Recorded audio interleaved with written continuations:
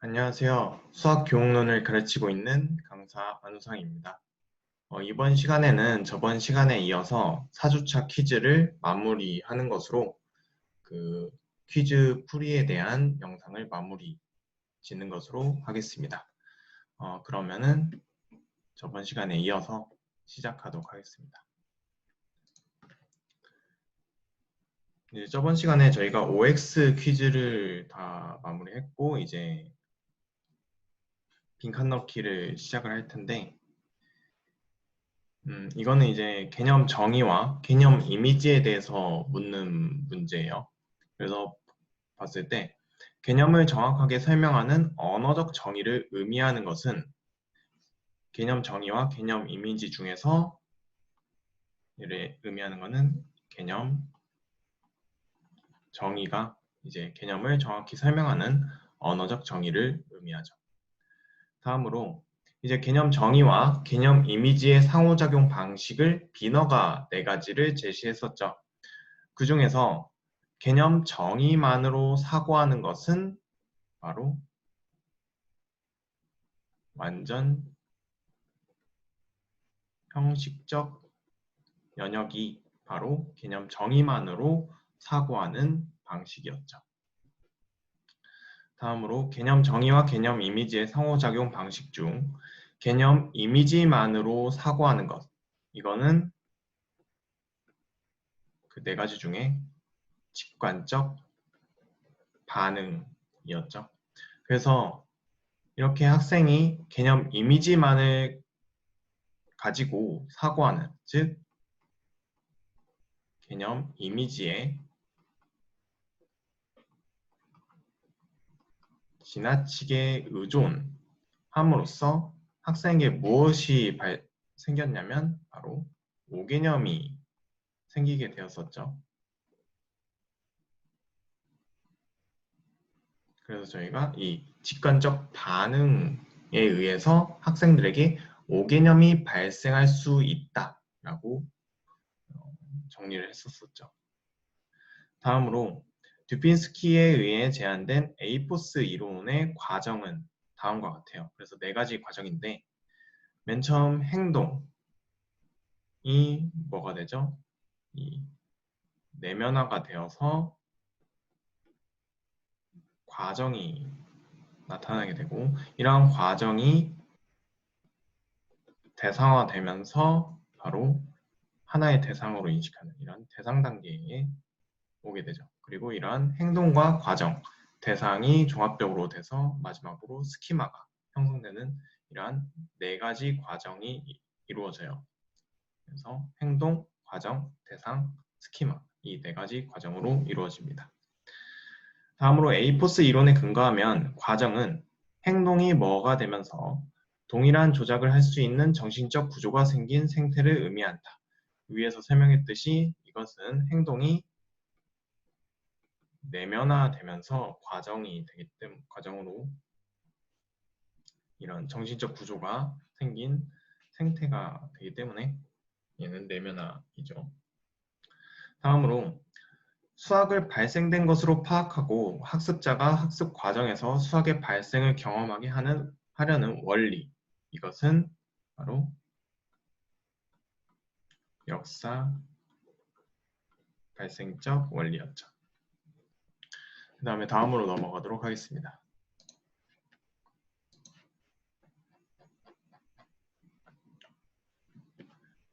다음에 이제 이 역사 발생적 원리가 2가지로 나뉘어졌었죠. 하나는 고전적 역사 발생적 원리, 그리고 하나는 현대적 역사 발생적 원리였죠. 그거에 대한 문제인데 이 역사 발생적 원리는 역사 발생 순서를 그대로 따르는 이게 뭐죠? 바로 고전적 역사 발생적 원리였고요. 그 다음에 학습자의 현실적 문맥을 통해 재구성하는 이게 바로 프로이덴탈이 말한 현대적 역사 발생적 원리였죠. 그래서 이러한 현대적 역사 발생적 원리는 이 프로이덴탈이 말한 그 안내된 재발명에 적용이 되었었죠.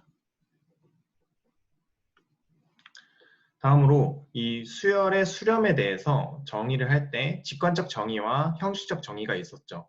직관적 정의는 이제 고등학교 수준의 정의를 직관적 정의라고 볼 수가 있고요. 그 다음에 저희가 대학교 수준, 입실론 N을 통한 대학교 수준의 정의가 바로 이 형식적 정의로 볼 수가 있었어요. 그렇게 봤을 때 이 직관적 정의가 갖는 특징과 형식적 정의가 갖는 특징을 구분을 할 수가 있었는데 이 수열의 수렴에 대한 직관적 정의는 함수의 어떤 관점이냐면 이 종속의 관점을 가지고 있었고 그 다음에 형식적 정의는 함수의 대응 관점을 가지고 있어요. 그 다음에 이제 이 직관적 정의는 극한값을 발견하는 것이었고 그 다음에 형식적 정의는 극한값을 보증하는 역할을 한다는 특징도 갖고 있었습니다. 다음 페이지로 넘어가도록 하겠습니다.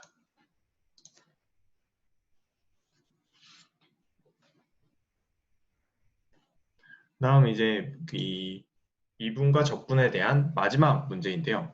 보시면 이 접선 개념의 다중성, 그러니까 접선 개념은 기하적 접선 개념과 함수적 접선 개념으로 다양하게 있었죠. 그러한 다양한 개념 중에서 수학적으로 가장 엄밀한 정의는 바로 그 기하적 접선 개념 3에 해당되는 이 하일선의 극한이었죠. 그래서 이러한 하일선의 극한은 저희가 그 학교 수학에서 이 미분계수의 기하학적 의미로서 학교 수학에서 다루어지고 있죠. 이렇게 해서 그 미분과 적분에 대한 부분은 마무리를 하고요.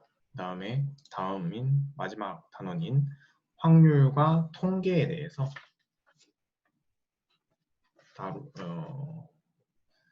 다뤄보도록 하겠습니다. 먼저 이제 확률과 통계에 대한 OX 문제인데요. 보시면 확률 개념 중 통계적 확률은 각 사건이 일어날 가능성이 동등해야 한다. 이거는 틀리죠. 이 각 사건이, 그러니까 저희가 확률 개념을 세 가지를 배웠었죠. 수학적 확률, 통계적 확률, 그리고 공리적 확률, 이렇게 세 가지 확률 개념에 대해서 배웠었는데 그 중에서 각 사건이 일어날 가능성이 동등해야 한다는 가정을 가져야 할 그 확률 개념은 통계적 확률이 아니라 바로 수학적 확률이었죠. 다음으로 학교 수학에서는 수학적 확률과 공리적 확률을 서로 보완적으로 사용하여 확률 개념을 도입한다. 이거는 틀리죠. 이 학교 수학에서는 수학적 확률과 이 통계적 확률을 서로 보완적으로 사용하여 확률 개념을 도입하고 있죠. 다음으로 확률 판단 전략 중 정보의 이용 가능성 전략은 결과가 어떻게 될 것인가를 판단하여 결정하는 경향을 의미한다. 이거는 틀리죠. 이 정보 이용 가능성 전략은 어떤 걸 의미했냐면 바로 개인이 사용 가능한 이 정보의 영향을 받아서 그 확률을 판단하는 것이 바로 이 정보의 이용 가능성 전략이었고 이 결과가 어떻게 될 것인가를 판단하여 결정하는 경향은 바로 정보 이용 가능성 전략이 아니라 이것은 결과 중심 판단 전략이었죠. 그래서 이거는 틀리고요. 다음으로 확률적 사고 수준은 항상 선형적으로 존재하는 것이다. 이거는 틀리죠. 저희가 이 확률적 사고 수준은 선형적이 아니라 비선형적으로 존재하는 것이었죠. 그래서 저희가 이 확률적 사고 수준에 대해서는 비확률적 사고 수준, 그 다음에 원시 확률적 사고 수준, 그 다음에 발생 단계의 확률적 사고 수준, 그 다음에 실제적인 확률적 사고 수준, 이렇게 4가지 수준으로 구분이 되었었죠. 그래서 이 비선형적이라는 거는 그 실제적인 확률적 사고 수준에 해당하는 사람도 어느 맥락에서는 특정 맥락에서는 원시 확률적 사고 수준에 해당할 수도 있다. 이런 의미였죠. 그 다음에 다음으로 확률적 사고 수준 중 발생 단계의 확률적 사고는 간단한 문제사항에 수학적 확률 또는 통계적 확률 개념을 적용하는 단계이며 이들 사이 관계를 파악할 수 있다. 이건 틀리죠. 이 앞에 이 설명까지는 맞지만 이 발생 단계의 확률적 사고 수준에서는 이 수학적 확률과 통계적 확률 사이 관계를 파악할 수가 없어요. 이들 사이 관계를 파악할 수 있는 수준은 바로 실제적인 확률적 사고 수준이죠. 다음으로 이 메타 수준에서의 학습을 하는 것은 개인화 배경화를 적절히 수행하는 것이다. 이거는 틀리죠. 개인화 배경화가 아니라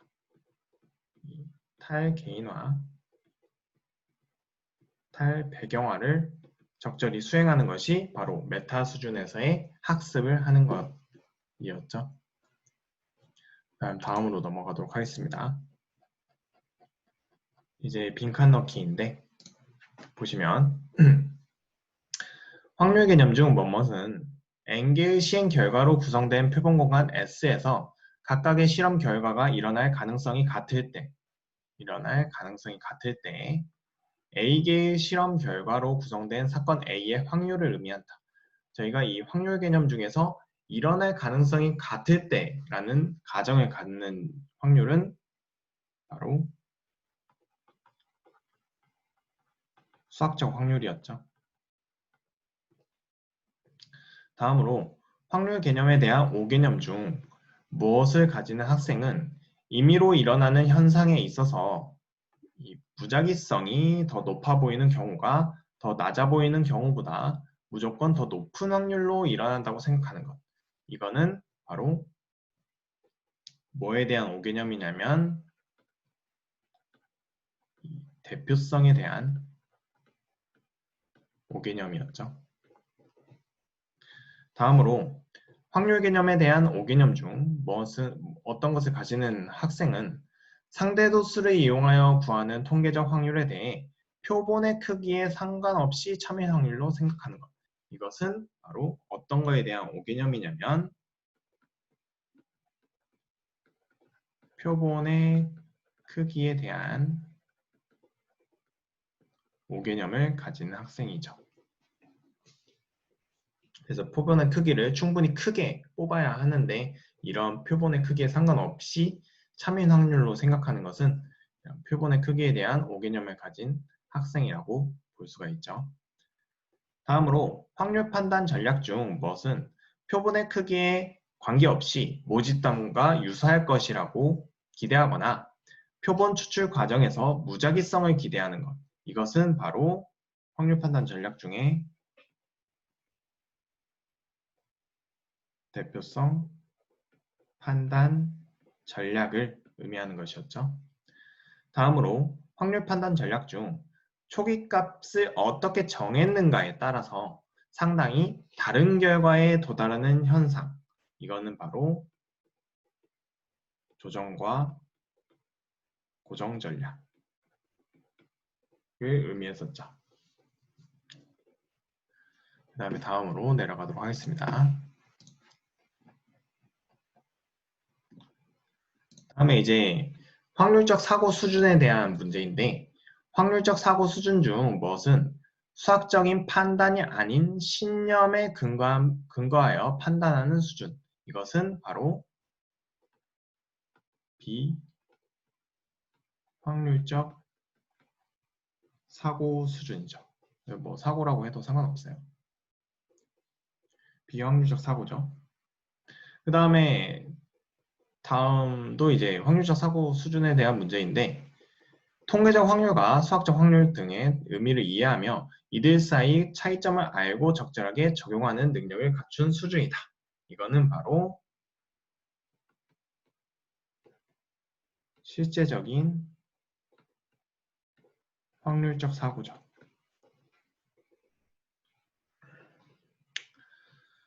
다음으로 이제 이 조건부 확률. 학생들이 학교 수학에서 그 확률에 대해 배울 때 가장 어려워하는 부분인 이 조건부 확률에 대한 문제인데, 이 조건부 확률에 대한 이해가 부족한 학생들은 이 조건 관계를 어떤 순서 또는 어떤 관계와 관련이 있다고 생각한다. 이거는 조건 관계를 이 시간 순서 또는 인과 관계와 관련이 있다고 생각하는, 이런 생각 때문에 학생들이 조건부 확률에 대한 이해가 부족하게 되는 거였죠. 다음으로 조건부 확률 지도시 공식으로 나타내어지는 여기가 이제 대상일 뿐만 아니라 사전 확률이 사후 확률로 변화하는 여기는 과정이라는 것을 이해하게 해야죠. 그러니까 보통 저희가 이 조건부 확률을 지도할 때 이 대상, 즉 공식이죠. 그러니까 확률, 얘를 이러한 조건부 확률에 대해서 이러한 공식인 대상으로만 지도를 하는데, 이 교집합이죠. 이렇게만 지도를 하게 되는데, 이러한 대상으로만 지도할 것이 아니라 이 사전 확률이면 여기서 PA가 사전 확률이죠. 이런 사전 확률에 대해 조건 B를 추가했을 때 B가 일어났을 때 A가 일어나는 확률, 이런 조건부 확률로 사전 확률이 사후 확률로 변화하는 이러한 과정으로서 또 이 조건부 확률을 지도해야 한다 라는 것도 있었죠. 그다음에 다음 페이지, 이제 마지막 페이지죠. 마지막 페이지로 넘어가도록 하겠습니다. 이제 마지막 페이지를 보시면은 이제 와일드와 펜쿠 이 탐구 사항에서 통계적 사고를 하는 과정을 다음과 같이 설명했었죠. 그래서 5가지 단계로 설명했는데, 먼저 문제, 그리고 이제 자료를 어떻게 수집할지, 그리고 자료를 어떻게 정리할지 하는 계획 단계에서 이런 계획을 세우고요. 그 다음에 자료를 수집하고 정리하고 이것을 정리한 자료를 분석 단계에서 이렇게 분석을 해서 분석한 결과로 이때 이 가설이 만들어지죠. 가설이 만들어져서 이제 결론 단계에서 그 결론을 도출하는 이런 5가지 과정을 거쳐요. 그래서 문제, 계획, 자료, 분석, 결론 단계로 이 통계적 사고를 하는 과정을 와이드와 펜쿡이 제시를 했죠. 그 다음에 투키의 탐색적 자료 분석의 주요 주제를 저희는 2가지를 배웠어요. 그 2가지가 뭐였냐면 정황성과 그래프를 통한 현실성이었죠. 그래서 그 중에서 일부 자료가 파손되어도 자료 전체에 대해서 비교적 합리적인 해석을 내릴 수 있는 것은 그 둘 중에 뭐였냐면 바로 정황성이었죠. 다음으로 이 자료를 그래프로 나타내었을 때 그래프를 해석함으로써 다양한 의미를 도출할 수 있다는 것을 의미하는 것은 바로 그래프를 통한 현실성이었죠. 그래서 투키의 탐색적 자료 분석의 주요 주제 중 2가지는 정황성과 그래프를 통한 현실성, 이 2가지가 있어요. 이제 마지막으로 대상 수준과 메타 수준에 대한 문제인데, 보시면 구체적인 수학적 대상들에 직접적으로 관여하는 수준, 이것은 바로 대상 수준을 의미하고요. 그 다음에 수학적 대상들을 파악하고 조절하는 포괄적인 활동에 관련되는 수준은 바로 메타 수준에 해당돼요. 그래서 보통 이 대상 수준보다 보다 상위의 수준이 바로 이 메타 수준임을 알 수가 있죠. 그래서 여기까지 해서 저희가 그 1주차 퀴즈, 그러니까 1주차 퀴즈부터 저희가 4주차 퀴즈까지 해서 그 수교론 내용과 수교재 내용을 어느 정도 정리를 해보았습니다. 그래서 여러분들이 이거를 보시면서 공부하시는데 도움이 되셨으면 좋겠습니다. 그럼 이것으로 이번 영상을 마무리하도록 하겠습니다. 네, 감사합니다.